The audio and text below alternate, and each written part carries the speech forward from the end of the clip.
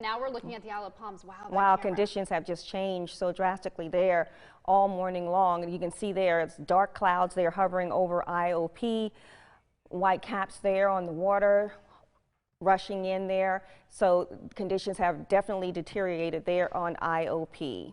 And we have News 2's Katie Augustine there, like I said just 1 second ago. And we want to check back in with her to see what she's seeing. She's right there near the windjammer. She's been seeing the beach conditions all morning long.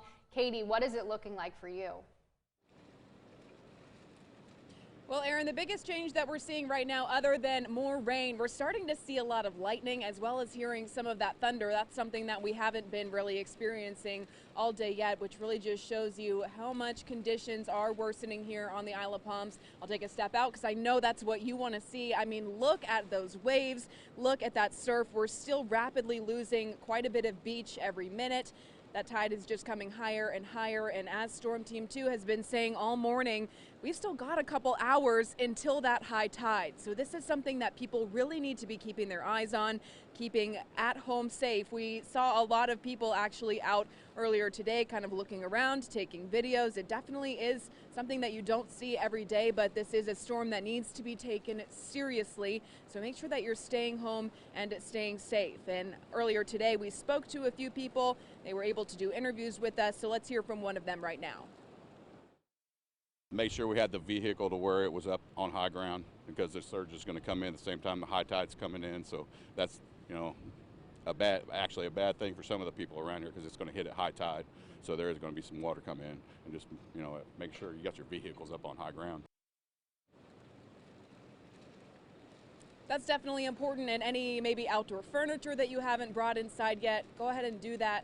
It's not great out here right now, but it's better than not having done that to begin with. So I would recommend going and doing any final preparations that you need to do. Make sure to stay with News 2. We're all across the Lowcountry keeping you updated on conditions.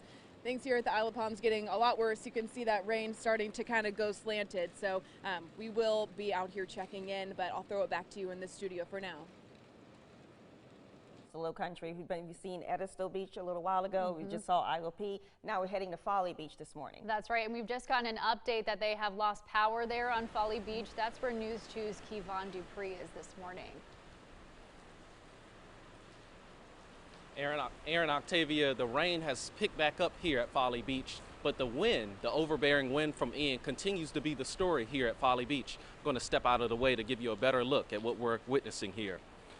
We're here at the Tides Hotel, and from behind the hotel you can see how rough the water is. Lots of white caps and breaking waves. The hotel currently has all of its entryways except the main entrance blocked off with sandbags. Now, when we were in the hotel just a short while ago, they lost power for a brief moment, but they tell me their staff had an emergency management meeting yesterday to prepare for situations like this, and they also want to still be able to accommodate their guests through the storm. As you can hear and see, the wind is really starting to pick back up, as well as the rain.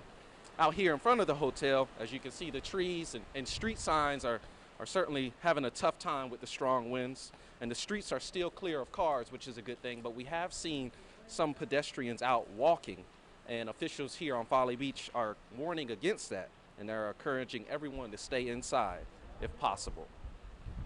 And as always, we will continue to bring the latest from right here on Folly Beach.